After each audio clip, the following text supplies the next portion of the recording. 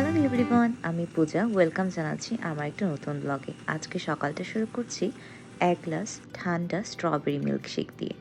যেদিন আমার কিছুই খেতে ইচ্ছে করে না বা সকালবেলা হেভি কিছু খেতে পছন্দ হয় না, সেদিন আমি ট্রাই করি এক গ্লাস এরকম সুন্দর করে একটা মিল্কশেক বানিয়ে খেতে, যেটা একদম পুষ্টিসম্পন্নও হয় আর খেতেও বেশ ভালো লাগে। এর মাঝখানে আমার দুটো পার্সেল এসেছে, যেটা আমি পরে খুলে দেখাবো। আজকে দুপুরে রান্না করছিল চিকেন, যেটা আমার হাজব্যান্ড রান্না করছিল, যেহেতু উইকেন্ডের ভিডিও এটা। আর আমি আমার জন্য চিকেনের সাথে খাওয়ার জন্য কিনোয়া রান্না করছিলাম। আমি মাঝে মাঝে ভাতটা অ্যাভয়েড করে কিনোয়াটা খাওয়ার ট্রাই করি, যেটা অনেক বেশি হেলদিও আমাদের জন্য। তো আমরা প্রায় তখন দুপুরবেলা হয়নি, তার আগেই আমরা লাঞ্চটা সেরে নিচ্ছি, কারণ তারপরে আমরা পার্সেলগুলো আনপ্যাক করব। আজকে আমাদের একটা ফ্রেন্ডের বার্থডেতে যাব, তো সেটার জন্যই একটা গিফট অর্ডার করেছিলাম অ্যামাজনে, যেটা পার্সেল হিসেবে এসেছে। ওইটাই আনপ্যাক করে দেখাচ্ছি। এটা একটা গিফট হ্যাম্পারের মতো একটা বাথ সেট, একদম প্যাকেজের মতো একটা। এখানে শাওয়ার জেল, বডি ওয়াশ, তারপরে বাথ অয়েল, অনেক কিছু মিলে একটা সেট ছিল, যেটাতে প্রায় দরকারি যা যা লাগে সেই সব কিছুই ছিল। তো এটা একটা আমি গিফট ব্যাগে নিয়ে নিয়েছি।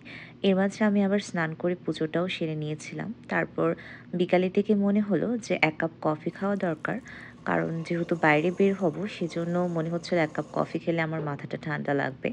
সেজন্য আমি এখানে ক্যাপাচিনো তৈরি করে নিচ্ছি। ক্যাপাচিনোর কফিটা একদম খুবই কম হয় এই কফি মেশিনটাতে। আর একটা ফোম আলাদা করে তৈরি করে নিতে হয়। আর এই যে আমার পারফেক্ট ক্যাপাচিনো কিন্তু একদম রেডি। এটা খেয়ে তারপর আমি রেডি হয়ে নিচ্ছিলাম ওই বার্থডে পার্টিতে যাওয়ার জন্য। তবে বার্থডে পার্টিতে যাওয়ার আগে আমাদের আরেকটা কাজ আছে। আমরা আজকে যাব একটু মন্দিরে। আজকে বাইরের ওয়েদারটা এত গরম ছিল, আমরা প্রথমেই চলে এসেছিলাম ওয়ালমার্টে, কারণ মন্দিরে যাওয়ার আগে আমাদের কিছু ফল এবং ফুল নেওয়ার ছিল।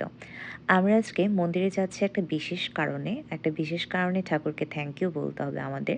তো সেজন্যই আমরা দুজন আগে মন্দিরে যাব। যেহেতু মন্দিরটা আমাদের বাসা থেকে অনেকটা দূরে, সেজন্য ওদের বাসায় যাওয়ার পথেই যেহেতু মন্দিরটা পড়বে, তাই ভাবছি মন্দির হয়ে তারপর যাব।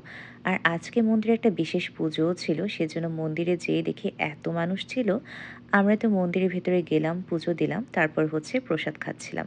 আর এই মন্দিরের প্রসাদটা অসম্ভব মজার খেতে। একদম এত টেস্টি এটা। আমরা তারপর মন্দির থেকে আশীর্বাদী ফুলও নিয়ে এসেছিলাম। এবার যাচ্ছি ওই ফ্রেন্ডের বাসায়। তো ওই ফ্রেন্ডের বাসাটাও মন্দির থেকে বেশি দূরে ছিল না। আর ওদের বাসায় যাওয়ার পরেই কেক কাটিং হচ্ছিল প্রথমে। কারণ কেক কাটিংয়ের একটা টাইম দেওয়া ছিল। সবার যেহেতু রাত হয়ে যায় অনেক বেশি, সেজন্য আমরা আগে কেক কাটিংটা করে নিয়েছিলাম। তারপর আমাদের স্ন্যাক্স খাওয়ার পালা ছিল। আর স্ন্যাক্সের প্রত্যেকটা আইটেম খেতে অনেক বেশি ইয়ামি হয়েছিল। আমার ওই ফ্রেন্ডটাই রান্না করেছিল, আর আমি ওকে বলছিলাম তোমার প্রত্যেকটা রান্না ভালো হয়েছে। তারপর কিছুক্ষণ গল্পগুজব করার পর আমরা ডিনারটা সেরে নিলাম। আর ডিনারের আইটেমগুলো দেখুন, দেখতে যতটা লোভনীয় না হয়েছে, খেতেও তার চেয়ে ভালো হয়েছে। তারপর খাওয়া দাওয়ার পর আসার সময় আমরা আবার একটা রিটার্ন গিফটও নিয়ে এসেছিলাম। চলুন আজকের ব্লগটা তাহলে এখানেই শেষ করছি। আবার নতুন কোনো ভিডিওতে দেখা হবে। Thanks for watching. Spread love.